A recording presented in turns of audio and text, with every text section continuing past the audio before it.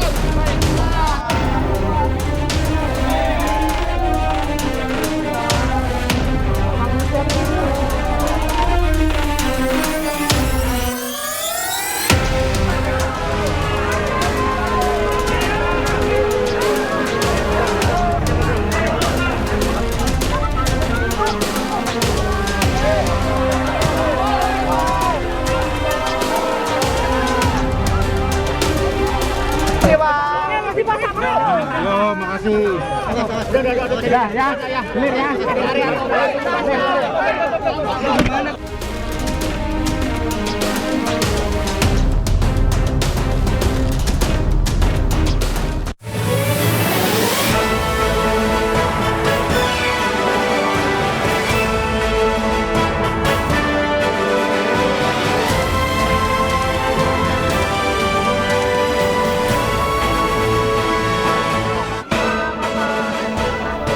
Ferdi Sambo dan para tersangka pembunuhan Brigadir Joshua dipamerkan ke publik ketika diserahkan ke kejaksaan oleh polisi.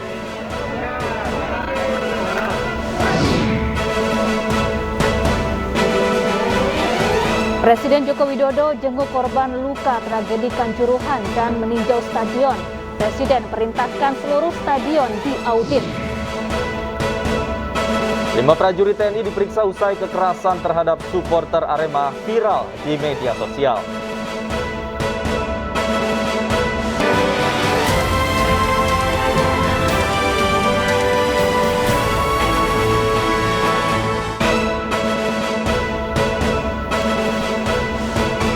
Halo, selamat sore pemirsa. Demikian tadi berita pilihan Ayu Sore bersama saya Syafaati Suryo Dan saya Davi Pratama. Pemirsa, hari ini seluruh tersangka pembunuhan berencana Brigadir Joshua dan perintangan penyidikan diserahkan ke kejaksaan. Selanjutnya, kejaksaan memiliki waktu 14 hari untuk membuat surat dakwaan 11 tersangka.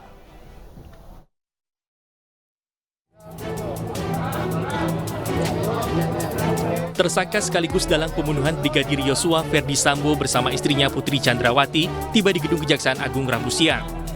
Kejaksaan Agung menerima pelimpahan berkas perkara tahap 2 kasus pembunuhan berencana Brigadir Joshua dan perintangan penyidikan. Selain Sambo dan Putri, 3 tersangka pembunuhan lainnya, yakni Barada Eliezer, Bribka Riki Rizal, dan Kuat Ma'ruf, juga diserahkan ke kejaksaan siang tadi. Tak hanya itu, 7 polisi yang terseret perintangan penyidikan kasus pembunuhan Brigadir Joshua juga diserahkan ke kejaksaan. Selanjutnya, kejaksaan mempunyai waktu 14 hari untuk menyusun surat dakwaan sebelum diserahkan ke Pengadilan Negeri Jakarta Selatan.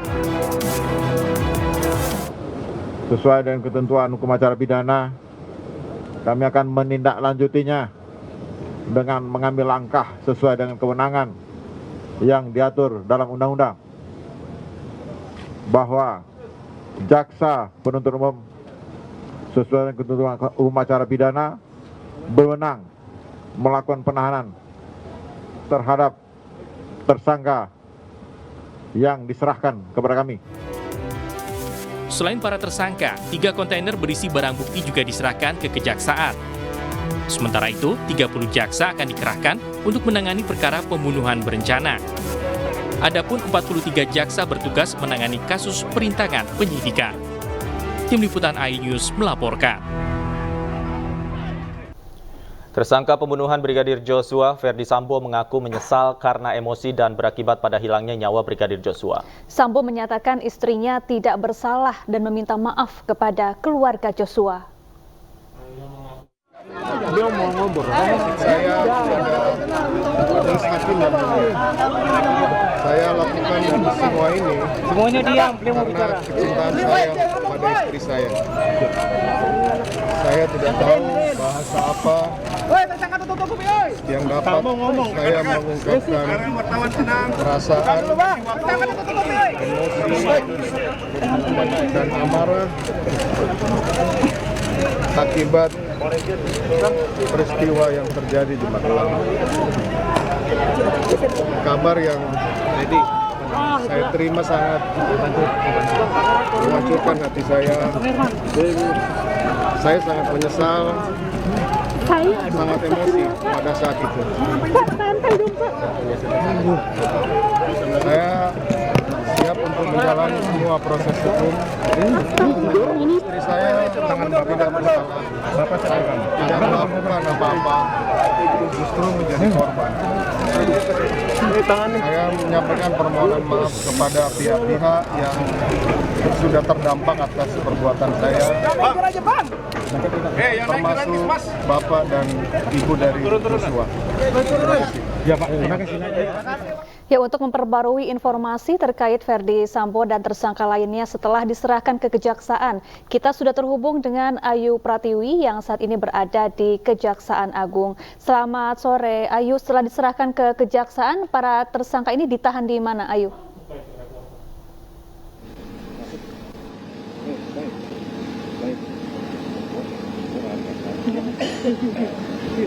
Ya, selamat sore Salva dan juga Davi. Hari ini Kejaksaan Agung menerima pelimpahan berkas tahap kedua dari Sambo CS, tepatnya dari Mabes Polri. Setelah kemarin melakukan verifikasi barang bukti berupa 12 berkas perkara dari 11 tersangka, serta 5 berkas perkara dari kasus 340 serta 380 KUHP, dan juga 7 berkas perkara atas kasus obstruction of justice. Dan hingga saat ini para tersangka sudah dibawa ke rumah tahanan. Dari Kejaksaan Agung menitipkan 1 tersangka di rumah tahanan Salemba, yaitu Putri Chandrawati, disusul dengan 7 tersangka lainnya yang terseret dengan kasus obstruction of justice yang dititipkan di rumah tahanan Makobrimob, serta 3 tersangka yaitu Baradae, Bribka RR, dan juga KM yang dititipkan di rumah tahanan Bareskrim Polri. Tadi pada pukul 11:52 waktu Indonesia bagian Barat, Ferdi Sambo dan istrinya Putri Chandrawati hadir di gedung Kejaksaan Agung dengan menggunakan pakaian berwarna oranye dan dikawal ketat oleh sejumlah personel anggota Brimob yang bersenjata lengkap. Tadi Ferdi Sambo keluar terlebih dahulu pada pukul 12:56 dan disusul dengan Putri Chandrawati. Dan tadi pada saat keluar, Ferdi Sambo sempat menyatakan beberapa keterangan kepada wartawan yang sedang menunggu di depan, yang menyatakan bahwa dirinya merasa menyesal dan juga menyebutkan bahwa Putri Chandrawati, istrinya, merupakan korban dari kejadian ini karena tidak melakukan apa-apa. Dan hingga saat ini dari pihak Kejaksaan Agung belum memberikan informasi terkait kapan sidangnya akan digelar, namun yang diinformasikan bahwa surat dakwaan hingga saat ini belum selesai, dan itu tandanya jaksa penuntut umum diberikan waktu selama 14 hari terhitung dari hari ini untuk segera menyelesaikan surat dakwaan. Salva dan Davi, kembali ke Anda di studio. Baik, terima kasih Ayu Pratiwi atas laporan Anda langsung dari Gedung Kejaksaan Agung, Jakarta. Selamat bertugas kembali. Pemirsa, barang bukti kasus pembunuhan Brigadir Joshua Huta Barat telah diserahkan ke Kejaksaan Negeri Jakarta Selatan. Barang bukti yang diserahkan termasuk pistol dan magasin yang digunakan saat peristiwa pembunuhan Brigadir Joshua.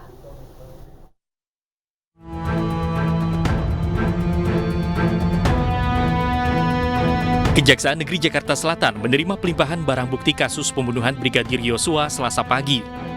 Dalam foto penyerahan barang bukti ini terlihat sejumlah pistol dan magasin. Kapus Penkum Kejaksaan Agung menyebut penyerahan barang bukti ini masih dalam bentuk verifikasi. Secara administrasi, pelimpahan tahap 2 tetap resmi dilaksanakan besok bersama dengan penyerahan para tersangka. Kenapa diserahkan hari ini barang bukti saja? Karena barang bukti itu banyak, ya, terkait dengan 12 berkas perkara dan 11 tersangka. Jadi kalau besok diserahkan secara bersama-sama dia butuh waktu yang cukup panjang. Jadi ini hanya memverifikasi, ya, membenarkan antara daftar barang bukti dengan barang bukti yang diserahkan pada hari ini, seperti itu. Selanjutnya, Jaksa Penuntut Umum akan menyerahkan berkas dakwaan ke Pengadilan Negeri Jakarta Selatan untuk segera menggelar sidang terhadap Ferdi Sambo dan 4 tersangka lainnya. Selain kasus pembunuhan Brigadir Yosua, Ferdi Sambo juga akan disidang dalam kasus obstruction of justice atau merintangi penyidikan bersama 6 tersangka lainnya. Dari Jakarta, Helmi Sajangbati, iNews melaporkan.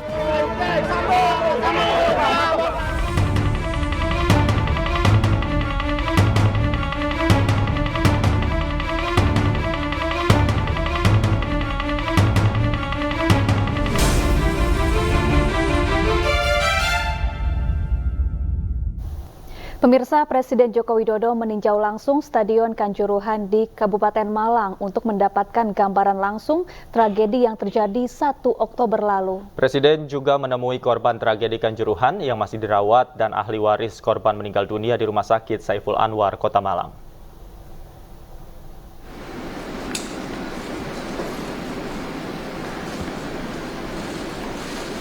Presiden Joko Widodo berkunjung ke Stadion Kanjuruhan untuk meninjau langsung lokasi insiden maut yang telah merenggut nyawa ratusan supporter Arema.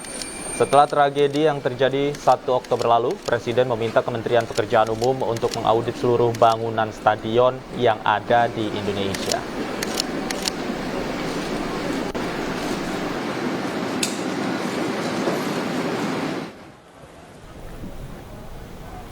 Sebelumnya, Presiden Joko Widodo menjenguk sejumlah korban luka tragedi Kanjuruhan yang masih dirawat di Rumah Sakit Saiful Anwar, Kota Malang, Jawa Timur.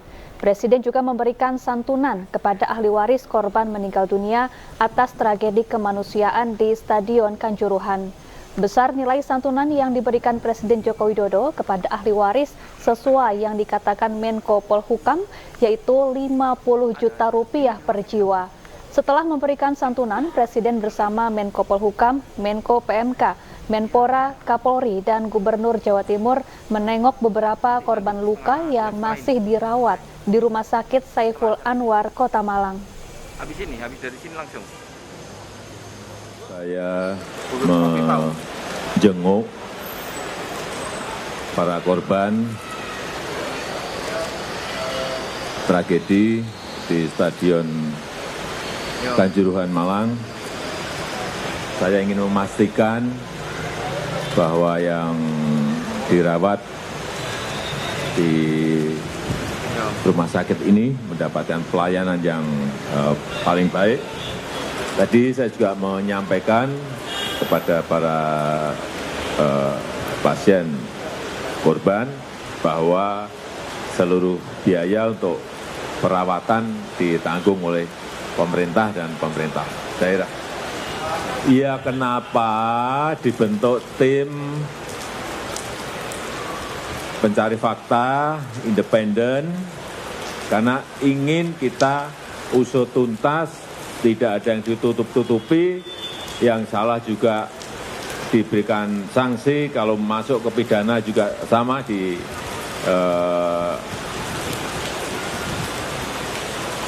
pidanakan. Tetapi yang paling penting juga, saya nanti mau ke stadion, saya juga akan perintahkan Menteri PU untuk mengaudit total seluruh stadion yang dipakai untuk Liga, baik Liga 1, Liga 2 maupun Liga 3. Semuanya, apakah gerbangnya sesuai dengan standar, cukup lebar, apakah gerbangnya ukurannya sesuai dengan standar, manajemen lapangannya yang memegang kendali siapa, semuanya. Dari peristiwa ini kita harus perbaiki semuanya. Manajemen pertandingan, manajemen lapangan, manajemen pengelolaan stadion, semuanya. harus kita audit. Ya, Presiden Joko Widodo meminta seluruh stadion di Indonesia diaudit setelah tragedi Kanjuruhan. Kita segera menuju ke Stadion Kanjuruhan bersama rekan kami Nata Arman yang akan menggali lebih dalam sejumlah sisi stadion. Selamat sore Nata, bagaimana situasi Stadion Kanjuruhan saat ini?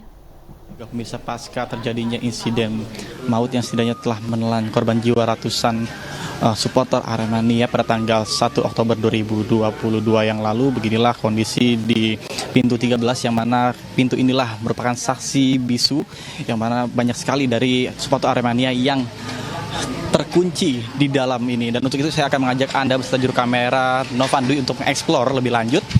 Dan bisa Anda saksikan tepat di hadapan saya merupakan pintu yang terkunci ketika peristiwa naas tersebut sehingga menelan korban jiwa. Dan memang ketika posisinya polisi sudah menembakkan gas air mata ke tribun, banyaknya dari para supporter yang ingin menyelamatkan diri untuk mengevakuasi dirinya masing-masing, namun karena pintu tertutup maka terjadi perdesakan dan juga banyaknya korban yang terinjak-injak seperti itu. Sedangkan untuk dari segi kesehatan pernafasan juga ini sangat berpengaruh akibat adanya gas air mata yang ditembakkan bertubi-tubi kepada para supporter yang ingin menyelamatkan diri. Dan apabila kita bergeser ke sebelah kanan, ini terlihat ventilasi di depan saya yang dibobol oleh para supporter yang ingin menyelamatkan diri karena memang pada saat itu sama sekali terkunci, jadi sehingga mereka terkurung di dalam pintu 13 ini.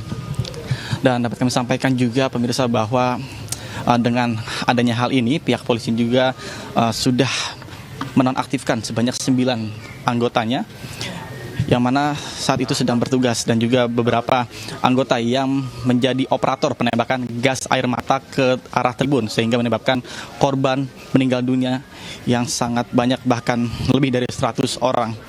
Dan pada sore kali ini juga banyak dari masyarakat maupun dari keluarga korban yang masih tetap untuk berdatangan untuk memberikan doa kepada korban-korban yang meninggal dunia dan juga luka-luka. Dan tadi juga sempat sekitar pukul 3:30 adanya doa bersama yang dilakukan untuk mendoakan para korban yang meninggal dunia.